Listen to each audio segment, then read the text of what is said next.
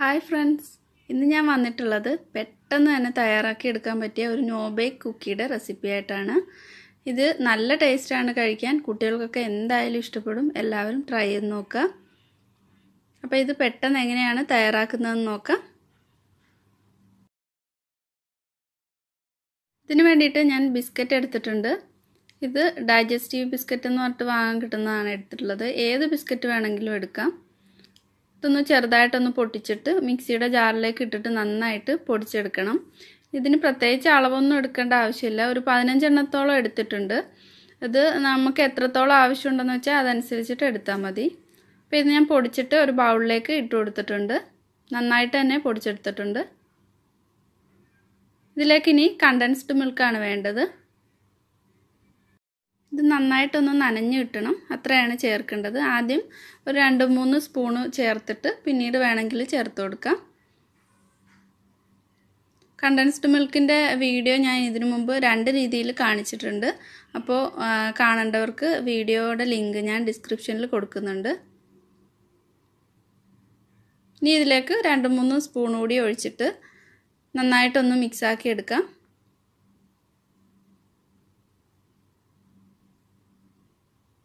അപ്പോൾ ഇത് ഇങ്ങനെ ആക്കി എടുത്തിട്ടുണ്ട്. നമ്മളിങ്ങനെ കൈകൊണ്ട് ഒരു ഷേപ്പ് ആക്കാൻ വേണ്ടി പറ്റണം. ഇതിൻ്റെ സെൻറ്ററിലായിട്ട് ഞാനൊരു ചോക്കോസിൻ്റെ ഒരു ഇത് വെച്ച് കൊടുക്കുന്നുണ്ട്. അപ്പോൾ നിങ്ങൾക്ക് വേണമെങ്കിൽ നട്ട്സ് വയ്ക്കാം, അല്ലെങ്കിൽ ചോക്ലേറ്റിൻ്റെ പീസ് വെച്ച് കൊടുക്കാം, എന്ത് വേണമെങ്കിലും വെച്ച് കൊടുക്കാവുന്നതാണ്.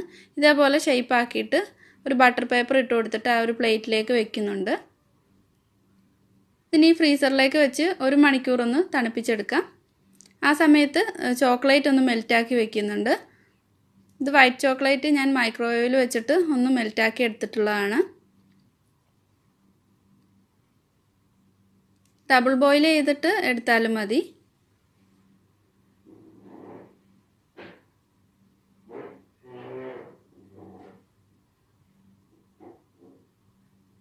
ഇതേപോലെ തന്നെ ഞാൻ മിൽക്ക് ചോക്ലേറ്റും മെൽറ്റാക്കി എടുത്തിട്ടുണ്ട്. ഫ്രീസറിൽ നിന്നും നേരത്തെ ഷേപ്പ് ചെയ്ത് വെച്ചിട്ടുള്ള ആ കുക്കി പുറത്തെടുത്തിട്ടുണ്ട്. ഇതിനി ഇതിലേക്ക് ഒന്ന് കോട്ട് ചെയ്തെടുക്കാം.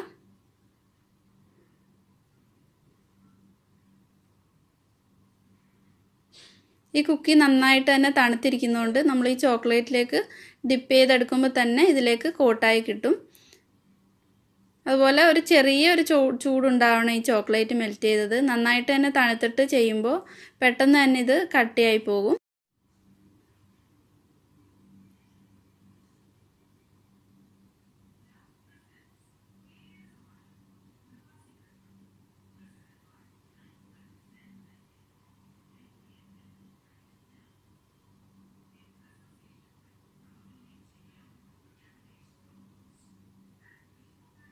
അപ്പോൾ ഇതെല്ലാം കോട്ട് ചെയ്തെടുത്തിട്ടുണ്ട്. ഇതിൻ്റെ മുകളിലായിട്ട് ഈ വൈറ്റ് കളറിലുള്ളതിലേക്ക് കുറച്ച് മിൽക്ക് ചോക്ലേറ്റ് മെൽറ്റ് ചെയ്തത് ഒന്ന് പൈപ്പ് ചെയ്ത് ഒരു സൈഡിലേക്ക് കൊടുക്കുന്നുണ്ട്.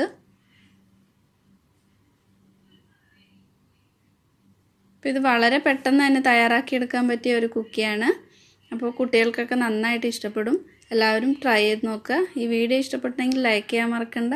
അതുപോലെ ഹംലൂസ് കിച്ചൺ ആദ്യമായിട്ടാണ് കാണുന്നതെങ്കിൽ സബ്സ്ക്രൈബ് ചെയ്യാനും ഷെയർ ചെയ്യാനും ഒന്നും മറക്കരുത്.